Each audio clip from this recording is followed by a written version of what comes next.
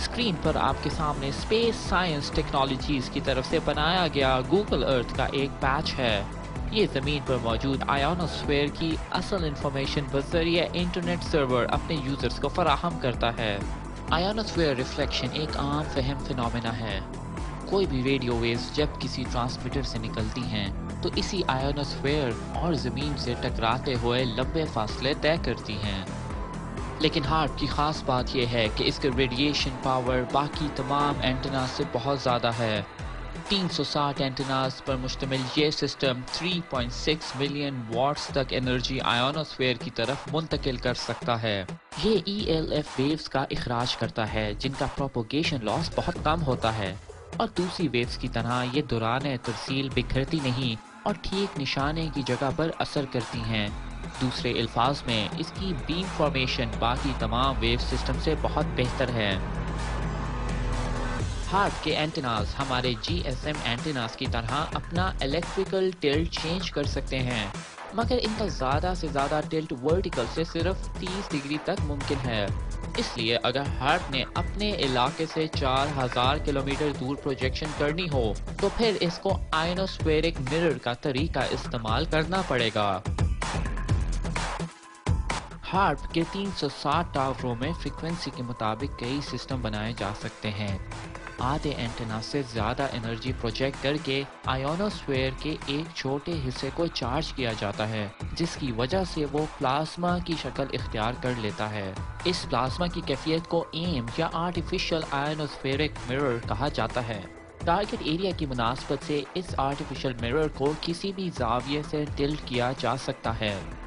इस तरह एम से रिफ्लेक्ट होने वाली बीम रिफ्लेक्शन के बाद अपने नए जाविये की वजह से ज़्यादा दूर तक पहुंच सकती है। ये मिसाल सिंगल हॉप ऑपरेशन की थी, जबकि हार्प की शुआओं को वुसअत देने के लिए मल्टीपल हॉप का निज़ाम भी तैयार किया जा सकता है। पहली रिफ्लेक्शन के बाद जब शुआएं ज़मीन से टकराने लगें तो इसकी जगह एक और इलेक्ट्रिकल रिफ्लेक्टर रख दिया जाता है। ये रिफ्लेक्टर शुआओं को दोबारा एक नए जाविये से आयोनोस्फेयर से टकराता है और इस तरह शुआएं मजीद फासला तय कर लेती हैं। स्क्रीन पर आपके सामने मौजूद है हार्प ही के एक तजर्बे में इस्तेमाल किया गया रिफ्लेक्टर। इस तरह के इक्विपमेंट को काफ़ी अरसे तक समुद्र में छोड़ा जा सकता है और इस तरह के कई तजुर्बात आज तक किए जा चुके हैं। जब भी हार्प की शुआएं अपने निशाने पर पहुंचती हैं तो ये माहौल में अपनी तवानाई मुंतकिल करने लगती हैं। इस तरह इस इलाके में थर्मल लो पैदा हो जाता है। थर्मल लो की वजह से इस इलाके में ऑर्थोग्राफिक लिफ्ट यानी आबो हवा का ऊपर की तरफ उठना शुरू हो जाता है।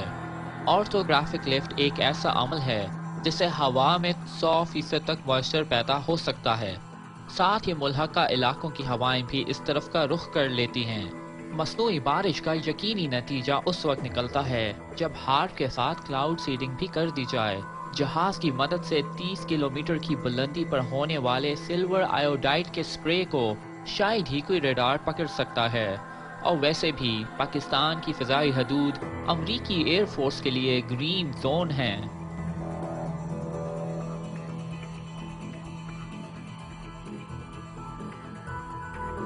पाकिस्तान में सैलाब आने की सिर्फ 2 ही वजूहात हो सकती हैं। इनमें से एक वजह शुमाली इलाकाजात में बर्फ का बेजा पिघलना और इसके साथ ही भारत की तरफ से पाकिस्तान के दरियाओं में पानी का इखराज। अगर आप पाकिस्तान के दरियाओं का नक्शा देखें तो आप फौरन जान जाएंगे कि 2010 के सैलाबों का ताल्लुक बर्फ पिघलने से नहीं था और ना ही इसका ताल्लुक रावी या सतलुज में भारत की तरफ से पानी छोड़े जाने की वजह से था, क्योंकि पाकिस्तान में 1700 में से 1100 हलाकतें इंतहाई शुमाल में हुई, जहां सिर्फ दरियाए सिंध की बुनियादी शाख या दरियाए काबुल मौजूद हैं और इन दोनों दरियाओं का ताल्लुक भारत से नहीं है। इसके अलावा तमाम मेट्रोलॉजिकल रिपोर्ट्स के मुताबिक ये बात साबित होती है कि इन दरियाओं में सैलाब की वजह क्लाइमेट चेंज की वजह से पिघलने वाली बर्फ नहीं, बल्कि इसकी असल वजह बेमौसमी मानसून बारिशें हैं। क्या आपको वियतनाम में 1960 में किया जाने वाला ऑपरेशन पॉप ऑय याद आ गया, जिसमें मानसून को 15 से 30 दिन तक बढ़ा दिया जाता था? और हो सकता है कि हार्प और क्लाउड सीडिंग का यही मिलाप हो जिसकी वजह से पाकिस्तान का मानसून बिगड़ कर रह गया। ویتنام کی طرح پاکستان میں بھی لمبے عرصے تک مونسون کی بارشیں ہوتی رہی جو سیلاب کا سبب بنی۔ اب جائزہ لیتے ہیں پاکستان میٹرولوجی ڈپارٹمنٹ کی رپورٹس کا۔ ڈائریکٹر جنرل قمر زمان کی رپورٹ کے مطابق پاکستان اور افغانستان کے علاقوں میں 16 انچ تک بارش ہوئی جس سے سیلابی ریلا پیدا ہوا۔ اس سال مونسون بیلٹ کی جگہ بھی بدل گئی۔ ان تمام علاقوں میں کبھی اتنی بارش پہلے نہیں ہوئی تھی۔ ڈائریکٹر میٹرولوجی ڈاکٹر حنیف کے مطابق پاکستان اور افغانستان میں مونسون کی بارشیں اکٹھی نہیں ہوتی اور اگر ہوں بھی تو 6 گھنٹے سے زیادہ اوور لیپ نہیں ہوتا، مگر اس دفعہ دونوں علاقوں میں بارشیں ایک ہی ٹائم پر ہوتی رہیں۔ دریائے کابل کے ملحقہ علاقوں میں اس قدر بارش ہوئی کہ اس دریا میں سیلابی ریلا امڈ آیا۔ یہ پہلے کبھی نہیں ہوا تھا۔ کلائمیٹ چینج کے نام سے شروع ہونے والی مہم پہلے ہی بھرپور تنقید کی حامل ہے۔ مین سٹریم سائنسدان اس پر یقین نہیں رکھتے جبکہ امریکی اور یورپی حکومتیں اس کو اپنانا چاہتی ہیں۔ نیو ورلڈ آرڈر کے پرستار آسٹریلیا اور فلیپینز میں پڑے قحط، رشیا میں لگنے والی وائلڈ فائرز اور چلی میں پڑنے والی بے جا ٹھنڈ کو کبھی ایل نینو اور کبھی لا نینو کا نام دیتے ہیں۔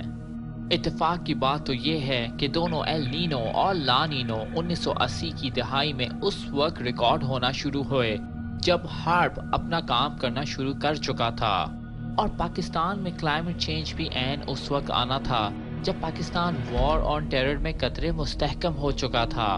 پاکستانی ملٹری لیڈرشپ نے بالآخر نارتھ وزیرستان پر آپریشن کرنے سے انکار کر دیا تھا، مگر پھر ان سیلاب کی وجہ سے ہمیں امریکی ہیلی کاپٹرز اور امداد کی ضرورت پڑ گئی۔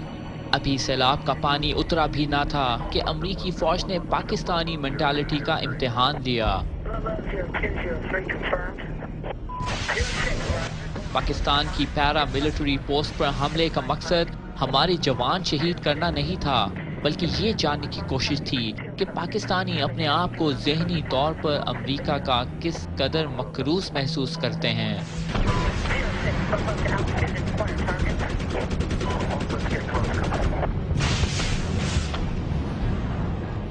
اور پھر کچھ ہی دنوں میں ایڈمرل مائک ملن کا یہ بیان نظر عام پر آیا کہ پاک فوج نارتھ وزیرستان پر حملے کے لیے تیار ہے۔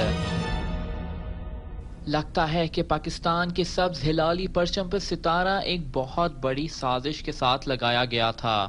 جب تک امریکہ کی یہ پیوند کاری ہمارے ساتھ رہے گی، ہم ذہنی اور معاشی طور پر امریکہ کے مقروض رہیں گے، اور اسی مجبوری اور مایوسی کی کیفیت کا دوسرا نام نیو ورلڈ آرڈر یا دجال کا فتنہ ہے۔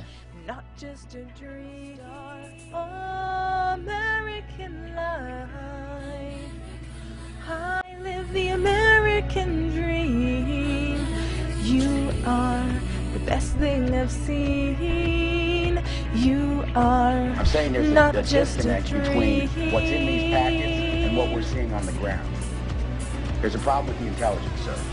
You are with us or against us? اور یہ بائبل کے الفاظ ہیں۔ To try and buy ransom of the tribesmen.